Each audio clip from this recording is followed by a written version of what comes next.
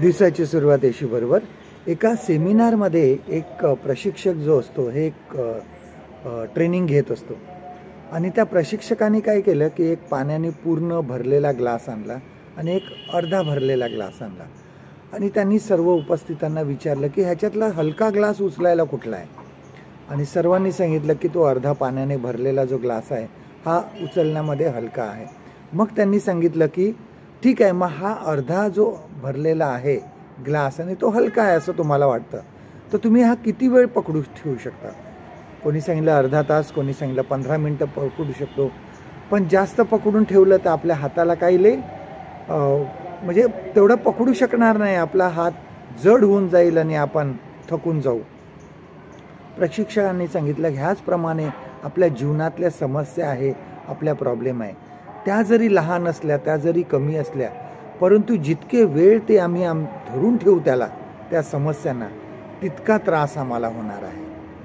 बघा आपल्या जीवनामध्ये आपण काय करतो की आपल्याकडे त्या समस्या आपण पकडून ठेवत असतो, आपल्या समस्यांकडेच आपलं लक्ष असतं।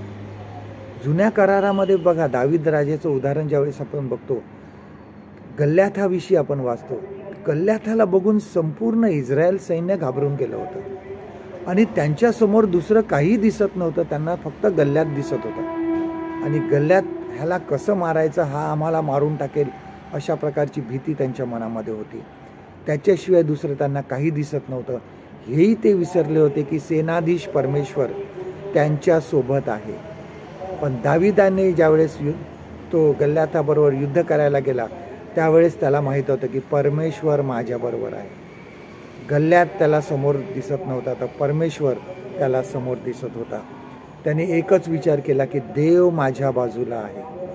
जेव्हा आपले जीवन आपल्याला कठीण वाटते तेव्हा आपले लक्ष फक्त आपल्या समस्यावर असते आणि हे साहजिक आहे, कारण मनुष्य स्वभाव आहे। पण येशूने सुद्धा बघा त्रास सहन केला, वधस्तंभावरचं मरण सहन केलं, पण त्याचं नजर, त्याचा फोकस जो होता हा जगाचे तारण करणे हाच होता। आपल्या समस्यांकडे लक्ष देऊ नका, तर परमेश्वरावर लक्ष द्या।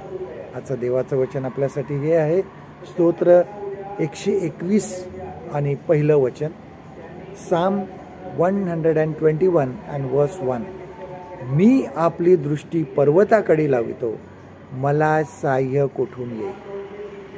परमेश्वर करो आजचा दिवस तुमचा आशीर्वादित करो।